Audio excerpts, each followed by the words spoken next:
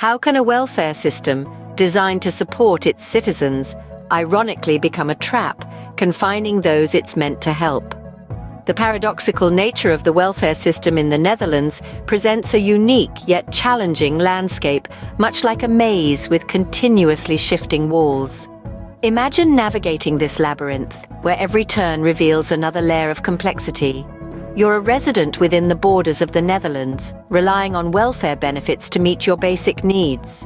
But the moment you step outside those borders, your lifeline is severed.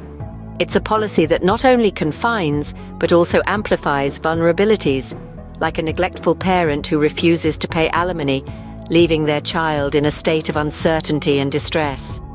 The absurdity of the system intensifies when you find yourself homeless within the country's borders, yet not homeless when you step outside with some financial means, but without financial support. This means you will slowly bleed to death financially. It's an inconsistency that shakes your trust, highlighting the paradoxical nature of the system. You feel the pressure of financial coercion. The government's power to cancel benefits for non-residents can lead you to desperate measures, like a puppet on a string, dancing to the tune of an indifferent puppeteer who holds your survival in his hands. Behind these policies, there's a potential economic motivation at play. By keeping you within the Dutch borders, your money circulates within the country, potentially boosting its gross domestic product. But this economic focus neglects your well-being, revealing a troubling aspect of the welfare system's priorities. Even when you're recognized as disabled, the system's stringent residency requirements do not spare you from its harsh realities. It's a glaring example of how the system fails its most vulnerable citizens, adding to the maze of contradictions. When you are homeless within Netherlands but at least have money for food, then this becomes a system used to torture by proxy. But let's be honest, this is straight head-on torture, and by labeling it as torture by proxy, this means you are trying to be polite in your criticism. In the end, you will choose to be within the borders of Netherlands for the sake of money to have food. You can forget them being nuanced or understanding. They will fully ghost you and ignore you as if you do not even exist. But then when you are back in the Netherlands, you will receive financial support again. The system's focus on GDP raises questions about its commitment to mental health and overall well-being. The drive to prioritize economic indicators seems to eclipse the importance of a supportive and humane welfare system, raising ethical questions about its true intentions.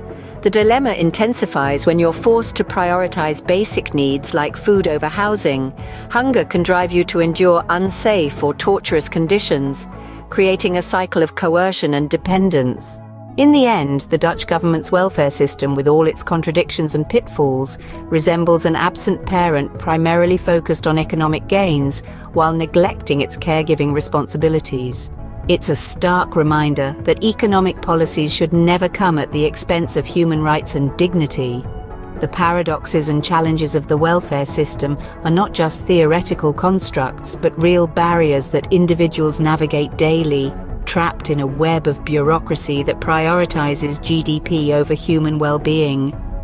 Do not forget that this happens to people whom receive disability welfare, and let's be honest that perhaps we should admit that bureaucrats are playing a game of how much hardship you can endure before you decide to jump off a bridge, and that these bureaucrats simply have a hobby called getting people to kill themselves.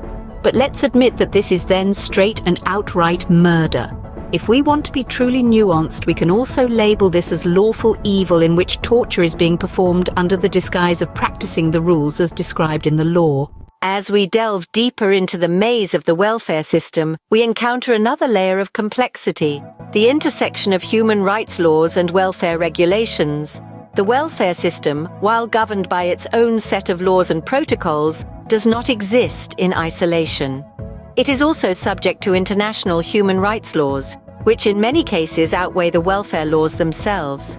This creates a complex interplay of regulations that can often result in contradictions and conflicts. For instance, how does a welfare system that seemingly pushes individuals to the brink of despair reconcile with the human rights laws that explicitly protect the right to a standard of living adequate for health and well-being? Why do we see a bureaucratic silence or even avoidance when faced with arguments pointing this out? The reasons behind this could be manifold. It could be due to a lack of awareness, a reluctance to deal with the complexities, or perhaps an intentional blindness to the consequences of their actions. There's a possibility that the bureaucratic machine is so deeply entrenched in its practices that it fails to see the human cost of its actions. Let's be honest, and that when they are confronted with arguments pointing out the details, and their response is silence, then we can rule out that it is about a lack of awareness. This means that behind the way the system works, there is a certain intent. Let's not forget that by driving people to the brink of despair, they can drive people so deeply insane that they might even enable themselves to place you in prison, or rather forced mental health care. But does that not blow your mind? When the people whom caused your mental decline place you into forced mental health care? Because let's be honest, only the government can enforce that. Let's also not forget that the people working in the mental health care are not mental health care advocates. It would perhaps be more nuanced and logical to consider them as slave traders whom are happy with the product that they can obtain by the systematic neglect of society. The paradox deepens as we consider the potential fallout if this hobby that bureaucrats seem to be practicing becomes public knowledge. The revelation could lead to a public outcry, legal challenges, and a demand for systemic change.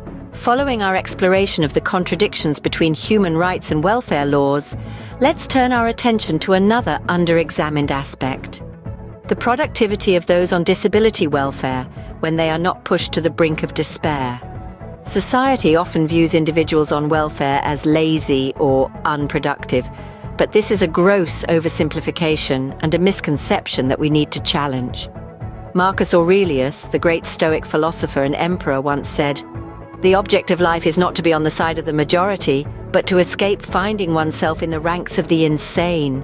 When we direct our anger and frustration at those on welfare, are we directing it at the right place?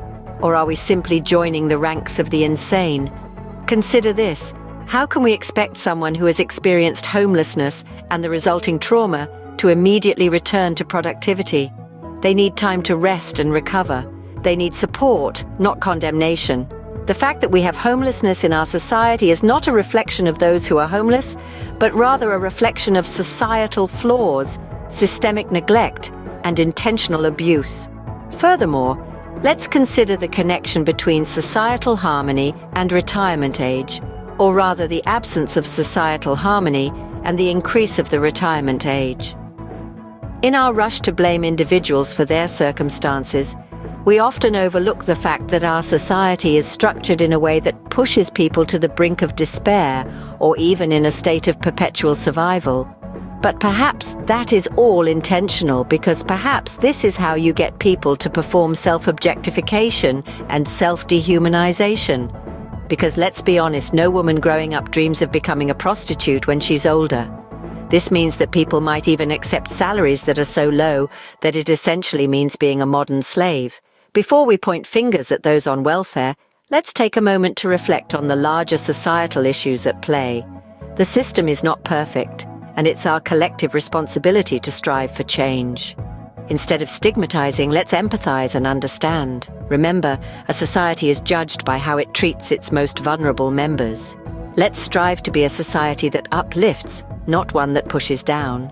Perhaps when society improves, the retirement age would decrease when people whom you did not expect found a method to be productive, and also when people did not perform jobs that have no real harmonic social role.